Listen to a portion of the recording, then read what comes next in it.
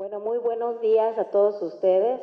Muchas gracias por su puntual asistencia y acompañarnos hoy en este segundo día de estas jornadas, que hoy en este día en especial han sido preparadas para cubrir una serie de temas más enfocados y relacionados a la salud de la mujer.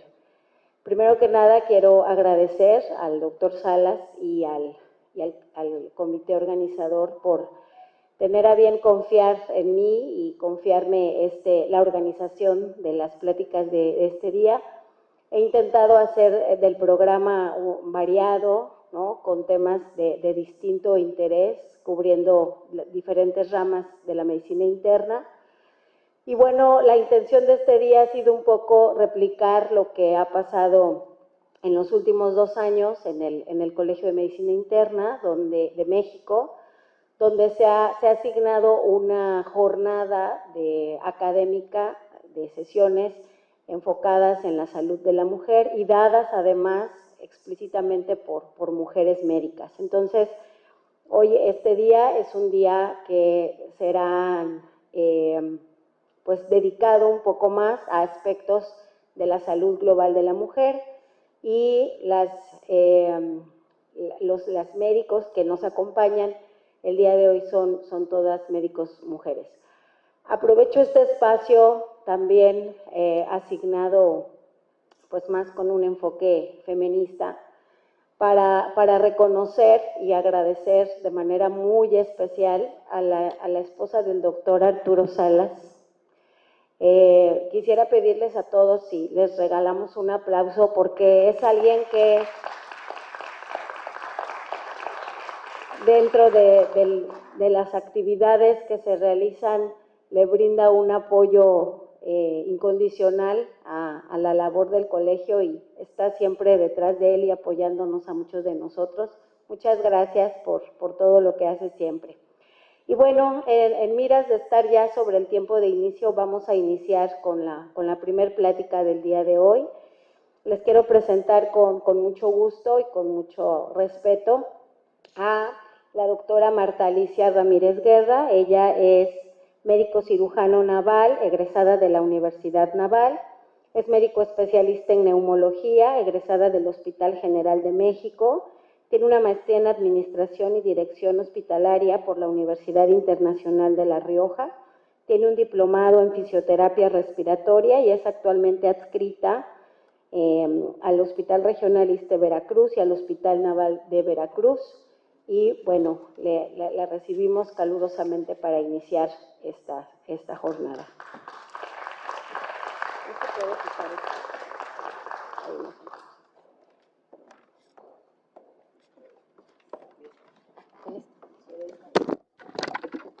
Bueno, pues muy buenos días, ya me presentó la doctora. Vamos a empezar con la primera plática, la cual está titulada linfangioliomyomatosis. Es una enfermedad rara que se presenta principalmente en mujeres.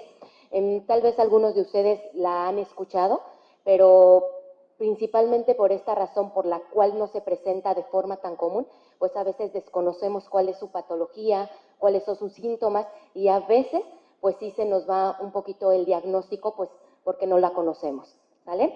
Entonces, pues vamos a ir en el transcurso de la plática conociendo esta enfermedad. Y pues para comenzar, antes de entrar a fondo de esta plática, comentarles, bueno, la siguiente. Entonces, para empezar y darles una introducción, comenzar que la linfangioliomyomatosis pertenece a las entidades de las enfermedades intersticiales difusas, lo que comúnmente nosotros pues llamamos o conocemos como fibrosis pulmonar, ¿sale? Entonces, para empezar, pues primeramente ya es parte de esta entidad. Hay una gama, la siguiente por favor, de enfermedades intersticiales difusas, y dentro de toda esta clasificación, la siguiente, dentro de toda esta clasificación pues podemos ver que entra dentro de esta clasificación. La siguiente por favor.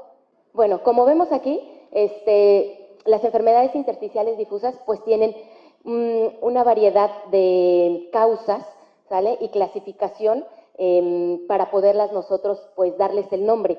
Y dentro de todas estas, nosotros vamos a clasificar a la linfangiectomiomatosis en las enfermedades huérfanas de esta clasificación.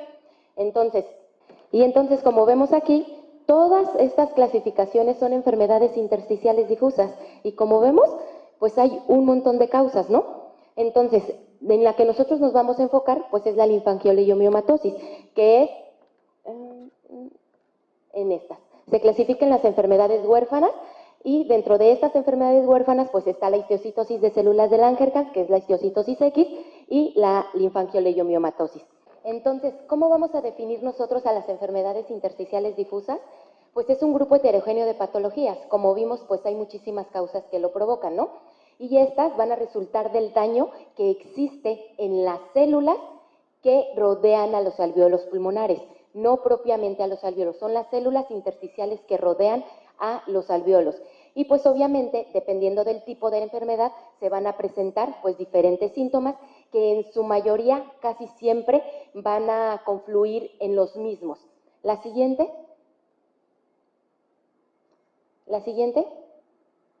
Y entonces les presento al lóbulo secundario pulmonar, en donde nosotros vamos a ver que el intersticio pulmonar pues tiene muchísimos nombres, ¿no? Hay intersticio interlobular, intersticio septal, intersticio subpleural, intersticio peribroncovascular e intersticio centrilobular. Entonces, a veces no todas las enfermedades intersticiales difusas afectan el mismo intersticio. Hay algunas en las cuales predomina peribroncovascular, predomina el centrilobular, ¿sale? O el subpleural. Y pues ahorita vamos a ver con respecto a lo de la linfangiectomiomatosis. La siguiente, por favor. Entonces, bueno, ya entrando a lo que es la linfangiectomiomatosis, pues vamos a ver la siguiente, por favor, que es una enfermedad que pues sí, básicamente se caracteriza por una proliferación del músculo liso anormal y que principalmente va a afectar al intersticio pulmonar, a los vasos linfáticos y a los vasos vasculares, ¿vale?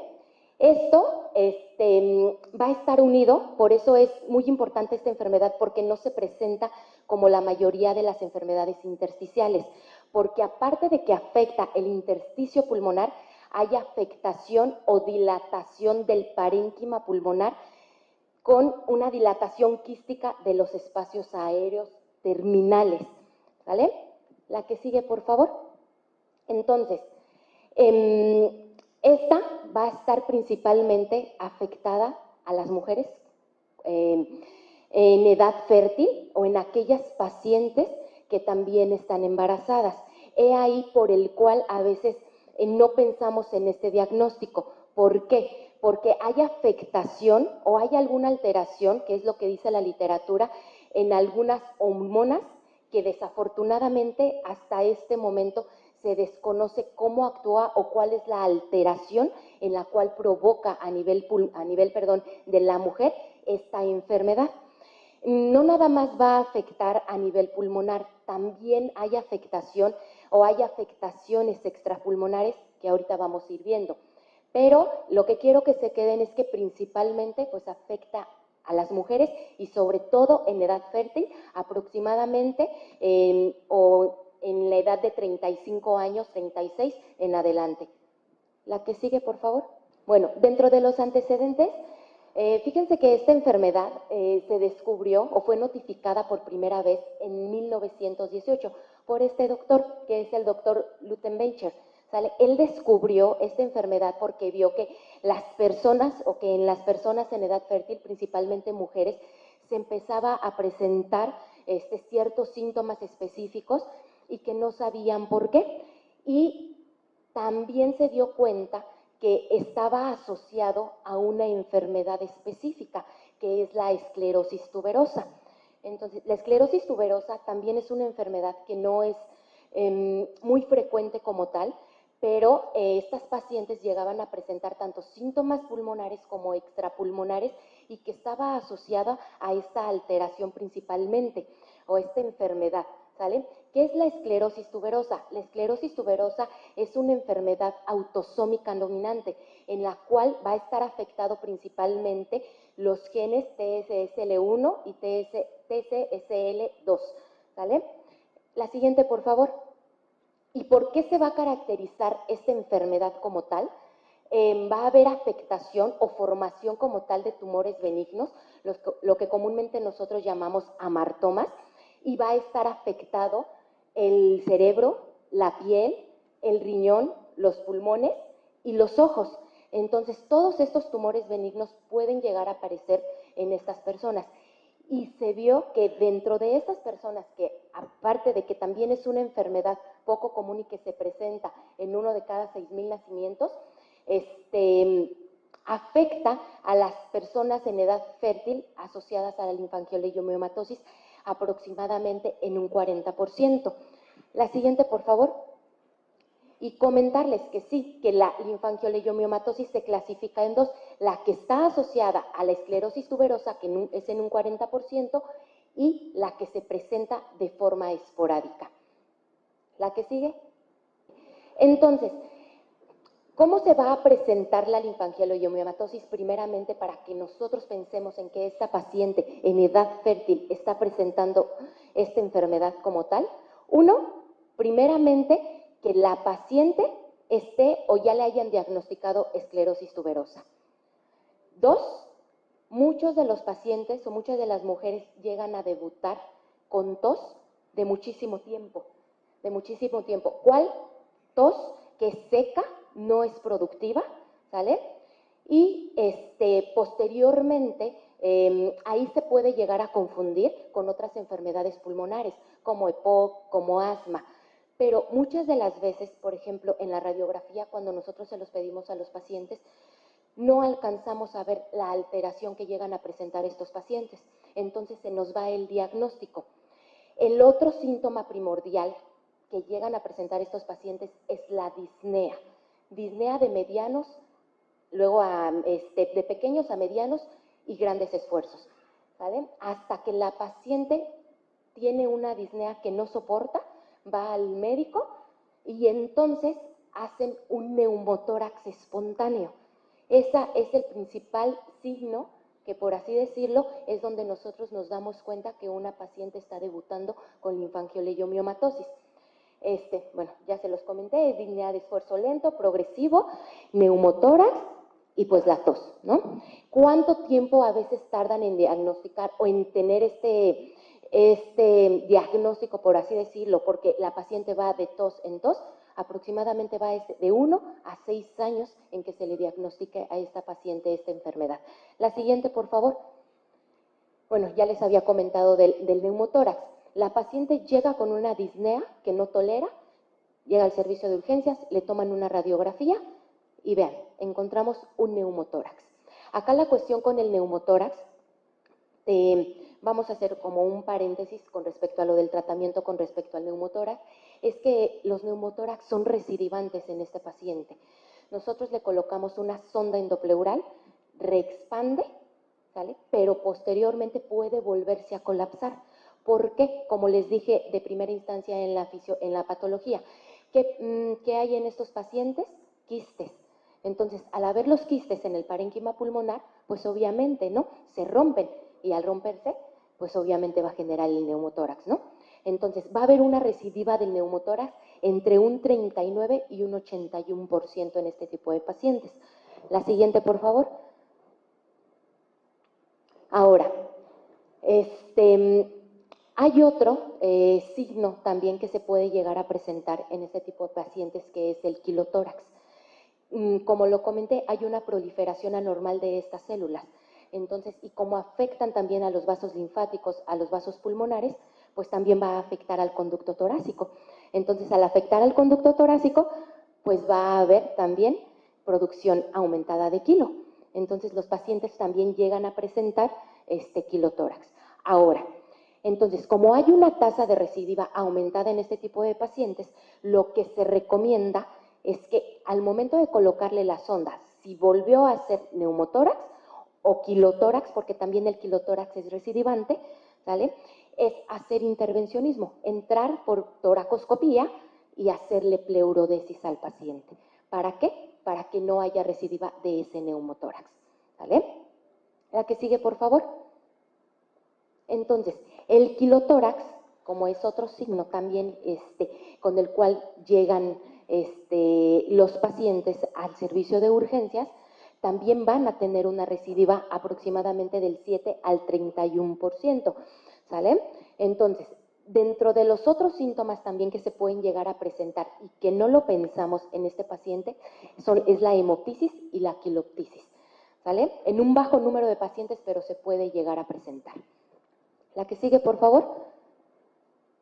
Ahora, dentro de las manifestaciones extrapulmonares, previamente les había comentado que es una enfermedad que también afecta de forma externa a otros órganos. ¿Por qué? Por la esclerosis tuberosa, ya que está afectando al cerebro, al corazón, a los ojos, a la piel, ¿no? Entonces va a haber lesiones extras a nivel pulmonar. ¿Cuáles son las otras alteraciones que se pueden presentar y que también hay algunos pacientes que pueden llegar a urgencias con esos síntomas y que no necesariamente tienes que ser síntomas pulmonares? Pues son los angiolipomas, ¿sale? Pueden llegar a presentar linfadenopatías, linfangioleyomiomas, colecciones abdominales quilosas y aparición de angiolipomas, ¿sale? Y el paciente puede llegar con un cuadro de dolor agudo. Y entonces, cuando nosotros le pedimos un estudio de tomografía, pues vamos a encontrar lo que se observa en esta tomografía. Si vemos ahí en el hígado y en los riñoncitos se ven alteraciones, pues esos son los angiolipomas que se pueden llegar a presentar en este tipo de pacientes. ¿Vale? La que sigue, por favor. Y entonces, para nosotros poder diagnosticar la linfangioleyomatosis a nivel pulmonar, pues le presento la tomografía. Así se ve una paciente con este tipo de enfermedades. Se ve muchísimos quistes en todo el parénquima pulmonar, ¿sale? Y si ven, se ven como un tipo de red y se ve como si tuviera la paciente vidrio deslustrado. Esa es la afectación intersticial. Entonces, estos pacientes llegan a tener este tipo de alteración, tanto la afección intersticial como la afección quística. Y entonces, pues ya nosotros vamos viendo el por qué se presentan cada uno de los síntomas. Se tiene que pedir siempre en este tipo de pacientes una tomografía. La tomografía tiene que ser de alta resolución. ¿Por qué? Porque a veces nosotros se las pedimos simple o porque simplemente no la hay en el laboratorio, porque los cortes son mucho más pequeñitos y entonces nosotros podemos evidenciar los quistes de menor tamaño. La que sigue, por favor.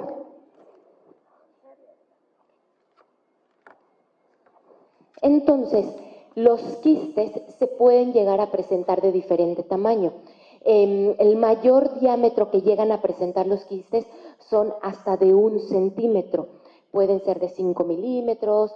Hay en algunos casos que pueden ser hasta de 2 centímetros aproximadamente. Ahora, estos quistecitos tienen una alta complicación cuando incluso llegan a ser en un promedio de 5 milímetros, ya con eso es suficiente para que el paciente pueda llegar a presentar neumotórax. Otro de los hallazgos importantes también que nosotros tenemos o podemos ver en una tomografía son los nódulos pulmonares, porque a veces los pasamos desapercibidos y pensamos que puedan ser a causa de otra patología, pero también la linfangioleyomatosis puede llegar a presentar nódulos pulmonares, como lo vemos en esta tomografía. Aquí.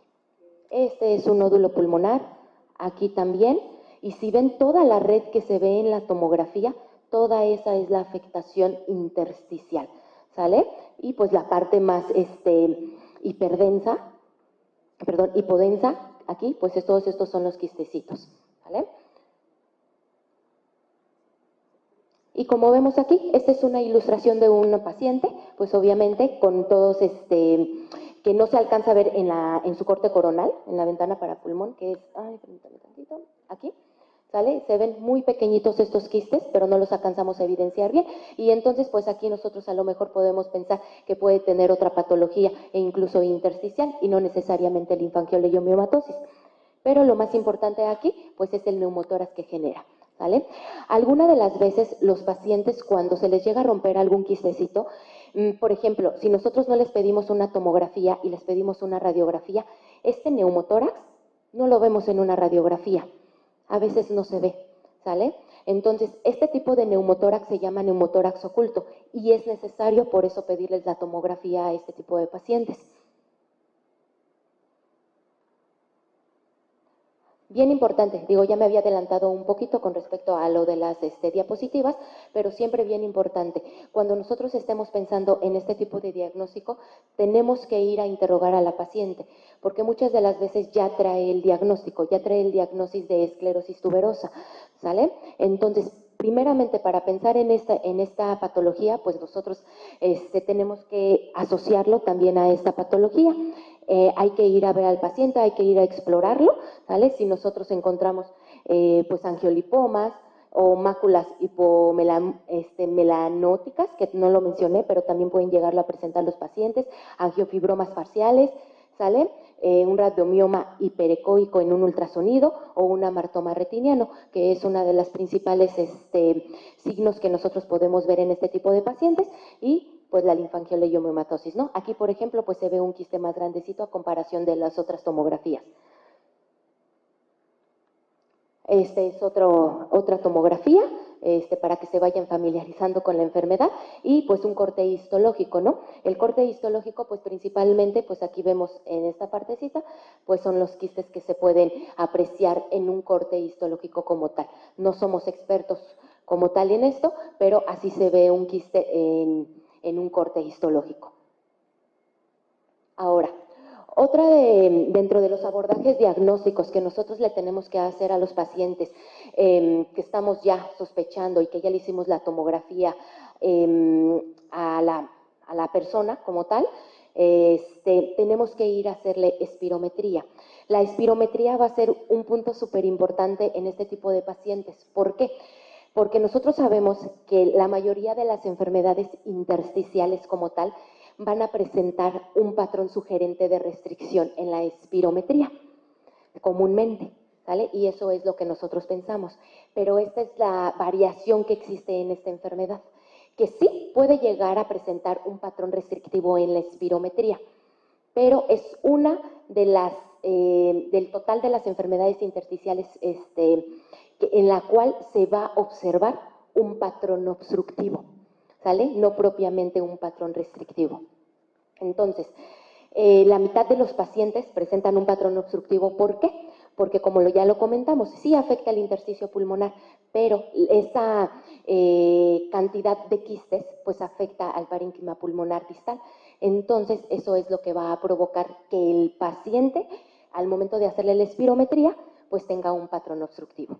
Ya el de más porcentaje puede llegar a presentar un patrón mixto o solamente un patrón restrictivo, cuando no tiene una cantidad de quistes que estén obstruyendo el parénquima pulmonar. Y pues obviamente pues la capacidad pulmonar total va a estar disminuida. Y pues bueno, aquí les presento una espirometría. Esta es una espirometría real de una paciente con linfangioleumiomatosis. Es una paciente en edad fértil, tiene 36 años. De hecho es paciente del ISSSTE y pues básicamente el pulmón lo tiene con múltiples quistes. Ella llegó cuando le empezaron a estudiar, llegó primeramente con el servicio de nefrología porque tuvo lesiones a nivel renal, que fue donde observaron los angiolipomas y se le diagnosticó la enfermedad de esclerosis tuberosa. Posteriormente, pues se le hizo el abordaje diagnóstico, se le hizo la tomografía, se observaron que tenía múltiples quistes y posteriormente tuvo una complicación. Ella sí tuvo neumotórax. Se le colocó su sonda endopleural, se le hizo pleurodesis y hasta el momento no ha presentado ninguna recidiva del neumotórax.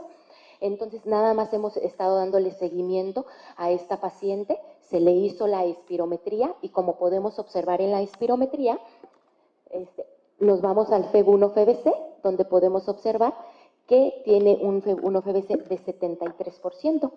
Y si vemos el daño que tiene, nos vamos al FEB1, está bajo, tiene un 55%. Y la capacidad vital forzada, que es donde nosotros vemos el patrón sugerente de restricción en una espirometría, pues está casi normal. Entonces, pues con esto nosotros, pues básicamente deducimos que esta paciente tiene una obstrucción moderada y que todo correlaciona, pues obviamente con la paciente y con la literatura, ¿no? Ahora, otro de los estudios de abordaje diagnóstico que nosotros también le tenemos que hacer a nuestros pacientes es el DLCO. El DLCO es una prueba de difusión de monóxido de carbono. Entonces, esta prueba, pues básicamente lo que mide, pues es la difusión de los gases. Y obviamente, como va a estar afectado el intersticio pulmonar, pues en la difusión de monóxido de carbono también va a estar disminuido.